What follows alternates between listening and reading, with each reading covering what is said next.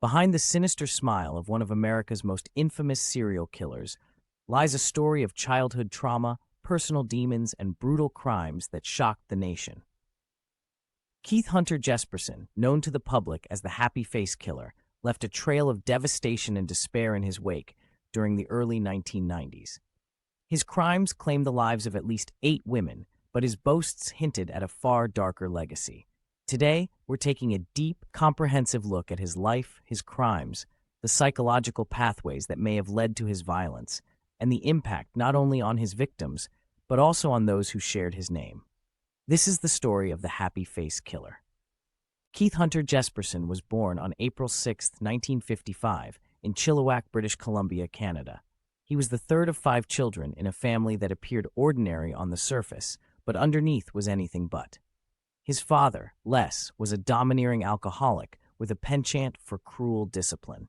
Family members later corroborated that Les subjected Keith to extreme abuse, publicly beating him and even shocking him with electricity as punishment for perceived misbehavior. These early experiences of violence, humiliation, and neglect may have planted the seeds of the anger and cruelty that would later define Keith's life. As the middle child, Keith didn't find solace at home or among his peers. Towering over other children, he was teased relentlessly for his size and cruelly nicknamed Igor. Underneath the ridicule, Keith harbored dark impulses. By the age of 5, he was already torturing and killing animals, starting with small creatures like gophers and stray cats. He would later recount how this gave him a sense of control and power, experiences that his own family disturbingly seemed to encourage. His father once appeared proud of Keith for these violent tendencies, normalizing behaviors many would consider clear red flags. Despite his disturbing childhood, Keith made attempts to find normalcy. After graduating high school in 1973, he married Rose Hucka in 1975. Together they had 3 children, and Jesperson worked as a truck driver to support his family. For years, he appeared to many as a husband and father, simply trying to make ends meet. But beneath the surface, the cracks in this image of normalcy were showing. Keith's volatile anger and cruel tendencies began to take their toll on his marriage. His wife, Rose, grew suspicious of his behavior, especially after finding strange women's phone numbers and dealing with his prolonged absences. By 1990, the marriage fell apart. Rose left him and took the children, severing ties with a man whose true nature she may not have fully understood. Jesperson's first known murder took place on January 21, 1990. His victim was 23-year-old Tanja Bennett, a young woman whom Jesperson met at a bar near Portland, Oregon. What began as a chance encounter turned into violence after an argument escalated inside a rented home.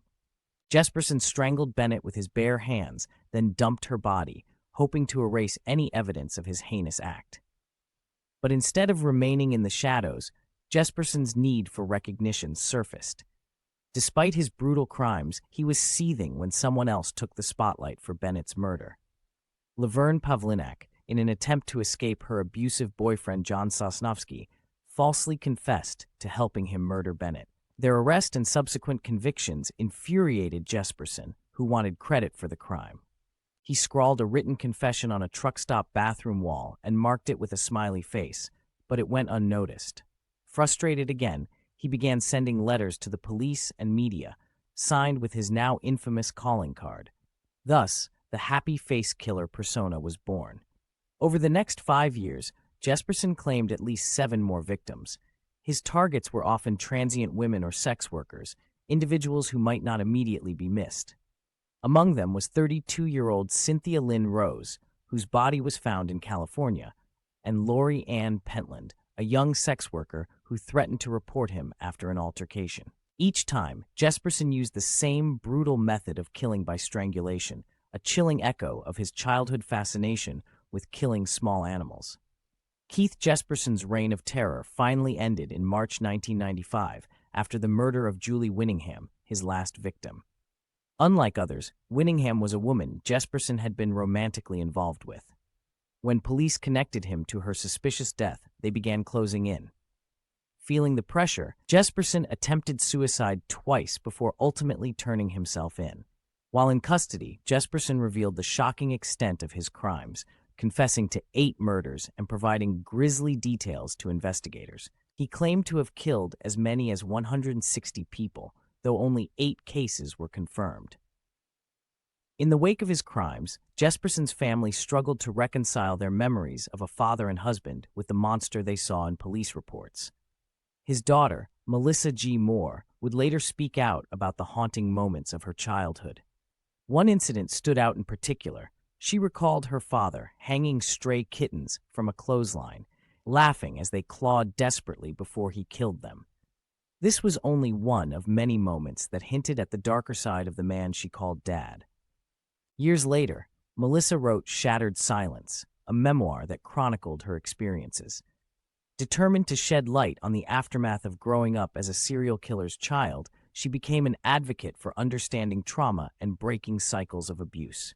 Her story inspired podcasts and even an upcoming Paramount Plus series, slated for a March 2025 release, where actor Dennis Quaid is set to play Jesperson. Keith Hunter Jesperson now serves multiple life sentences at the Oregon State Penitentiary, where he will remain until his death. His story raises unsettling questions about how childhood trauma and unchecked violence can shape a person's future. It serves as a grim reminder of the systems that fail the most vulnerable in society. But perhaps most importantly, we must remember the lives taken by Jesperson's brutality. Women like Tanja Bennett and Cynthia Rose aren't just names in a case file. They were people with hopes, dreams, and loved ones. Their stories remind us of the importance of vigilance, justice, and compassion. Thank you for joining us as we explored the story of the Happy Face Killer. If you found this video informative, please like, subscribe, and share to keep these stories alive and to honor the victims whose voices were silenced too soon.